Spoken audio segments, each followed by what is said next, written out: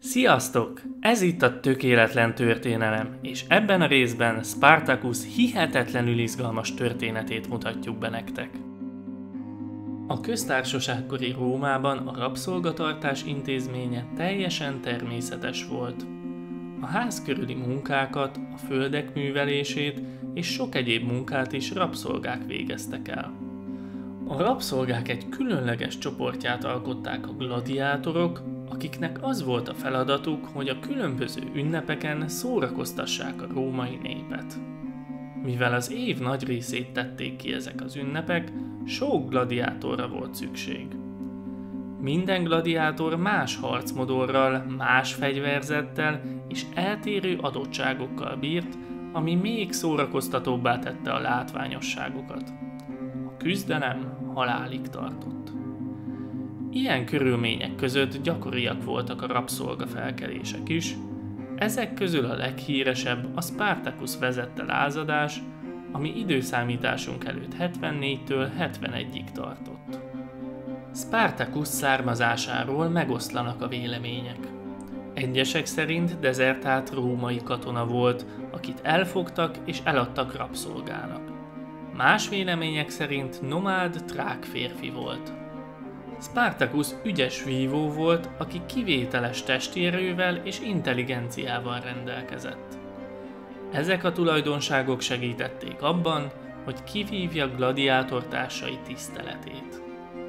Egy éjjelen Spartacus és 76 társa megszökik, és sikeresen a közeli Vezúv-hegység sűrű erdeibe menekül. A lázadás hírére sokan csatlakoznak hozzájuk, és az így kiegészült sereg szétveri az ellenük küldött helyi alakulatokat. A tőlük zsákmányolt fegyverekkel felszerelkezve a hegyen várták Claudius Glaber prétort és 3000 katonáját. Glaber azonban úgy gondolta, inkább kiéhezteti a rabszolgasereget, attól majd szétszélednek. Spartacus azonban ügyes tervet eszelt ki. Embereivel a hegyen talált vadszőlő indáiból kötelet fonatott, leereszkedtek a meredek, őrizetlen hegyoldalon, és a rómaiak hátába kerültek. Az alvó katonákat nagyon meglepte a váratlan támadás, így Spartacus újabb győzelmet aratott. Itt ismét jó minőségű fegyvert zsákmányolt, amivel felfegyverezte katonáit. Ezen kívül még 2 ellene küldött légiót vert meg, majd télire letáborozta a csapatot Metapontumnál. A téli tábor tökéletes hely volt, mert messze volt Rómától, és volt ideje arra, hogy a rabszolgákat katonákká képezze ki. Ekkor már serege óriásira duzzadt. Nem csak férfiak, de asszonyok, gyermekek és idősek is csatlakoztak hozzájuk. Az összeverbuválódott sereg eltérő kultúrájú és hátterű rabszolgákat foglalt magába, ami miatt nehéz volt rendet és fegyelmet tartani közöttük. A gallok és a germánok a fosztogatást és a rablást részesítették előnyben a masírozás és csatározás helyett. Spartacus tudta, hogy nincs sem közös ideológia, sem közös törvények, ami összetartsa csapatát, ezért közös célt adott a seregnek: elérni az Alpok-hegységet és átkelni a szabadságba. A germánok végül beleegyeztek ebbe a tervbe, de ragaszkodtak hozzá, hogy ők külön meneteljenek Krixos vezetésével. Róma 72-ben konzuli légiókat mozgósított Spartacus és emberei ellen. Az egyik konzuli sereg Apuliánál legyőzi Krixos seregét, 20 000 embert és Krixoszt is a túlvilágra küldve. Spartacus seregei azonban győzelmet aratnak a konzuli légiók fölött, így megnyílik előttük az út az Alpok felé. Feltett szándéka volt hazajuttatni a rabszolgákat szülőföldjükre, Germániába, Trákiába, Galliába. Azonban egy újabb győzelem után, Mutinában váratlanul úgy döntöttek, hogy hátat fordítanak a szabadságnak és délre indulnak. Erre a váratlan fordulatra többféle magyarázat is lehet. Egyesek a Pó folyó áradását teszik felelőssé, Egy másik nézőpont szerint Spartacus és csapata megriadt az Alpokon való átkeléstől, míg egy harmadik variáció szerint a vezéren nyomást gyakoroltak, és meggyőzték, forduljanak vissza, hogy fosztogatással még több zsákmányt szerezzenek. Ahogy délfelé vonultak, újra megütköztek a konzuli seregekkel, újabb diadalmas győzelmet aratva. Ezt felhasználva Krixos emlékére áldozati játékokat mutatott be, ahol 400 foglyul ejtett rómait kényszerített harcra egymás ellen.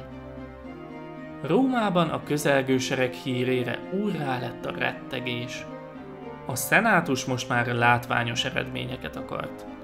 Nagyon nehéz volt olyan sereget találni, amelyik hajlandó lett volna megütközni Spartacusékkal, mivel nem volt nagy dicsőség rabszolgák ellen harcolni, ellenük elbukni még annyira sem.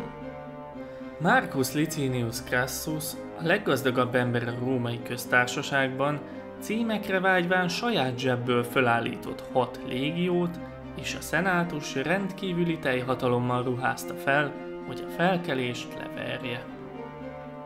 Spartacus nem támadta meg Rómát, megütközött Crassus seregével, és meg is futamította. Crassus nem hagyhatta ezt, és visszanyúlt egy régi római büntetéshez, a tizedeléshez. Ez ősi római katonai büntetés volt a gyávaságért. Minden 10. embert társaikkal megölettek az elkövetők közül. A cél az volt, hogy jobban féljenek Crassustól, mint az ellenségtől. A további összecsapásokban a felkelők jöttek ki rosszabbul, és egyre délebbre húzódtak, azonban Crassus jelentős eredményt így sem tudott felmutatni Spartacus ellen. A szenátus ezért hazarendelte Pompeius és Lucullus hadvezéreket is. Így most már 3-an álltak szembe Spartacus vad seregével. Eközben Spartacus célja az volt, hogy átkeljen Szicíliába, ami egyrészt Róma fő gabonatermelő vidéke volt, valamint egyesülni akart volna az ottani rabszolgákkal is, akik híresen rossz körülmények között élték életüket, és csak egy apró szikrára volt szükség, hogy felkelés robbanjon ki közöttük. Spartacus kalózokkal kötött üzletet, hogy átkeljen Szicíliába, azok azonban cserben hagyták őket. Crassus észreveszi, hogy Spartacus és követői csapdába sétáltak. Csak annyit kellett tennie, hogy bezárja és kiéhezteti őket. Amit csinált, az monumentális volt. Egy 55 km hosszú árkot és falat építtetett pont Itália lábujján keresztül, hogy bebörtönözze a rabszolgasereget. Spartacusnak 6000 ember élete árán ezt a vonalat is sikerült áttörnie, és Brundisium felé vette az irányt, hogy onnan hajón juttassa át seregeit a Balkánra. Azonban Lucullus seregei visszafordulásra kényszerítették őket. Spartacus a legnagyobb diadalának csúcsán kifogyott a lehetőségekből. A követői egy sebezhetetlen gladiátort láttak benne, aki egész Itáliát az arénájává tette. Viszont a világ legnagyobb arénája is a végén csak egyetlen lehetőséget adott neki: harcolni és meghalni. 3 római hadsereggel körbevéve a sorsuk megpecsételődött. Azért még egyszer utoljára a germánok kikövetelték, hogy külön harcoljanak. Crassus azonnal le is mészárolta őket. 35 000 germán katona veszett oda. A döntő csatára 71-ben Apuliában került sor. A rabszolgasereg hősiesen küzdött a római túlerővel szemben, ennek ellenére 60 000 rabszolga maradt a hadszíntéren. Crassus győzött, az életben maradt 6000 embert Capuától Róma kapujáig keresztre feszítette.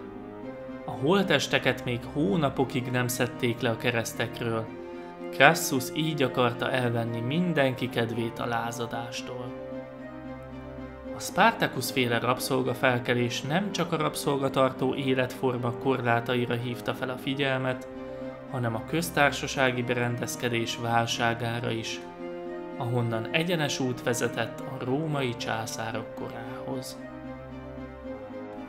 Ha tetszett, nyomj egy lájkot, és ha szeretnél még további izgalmas történeteket látni, iratkozz fel, és kapcsold be az értesítéseket is. Kommentben pedig írd meg, melyik volt a kedvenc részed a videóból, és mit látnál még szívesen ezen a csatornán. Találkozunk a jövő héten. Sziasztok!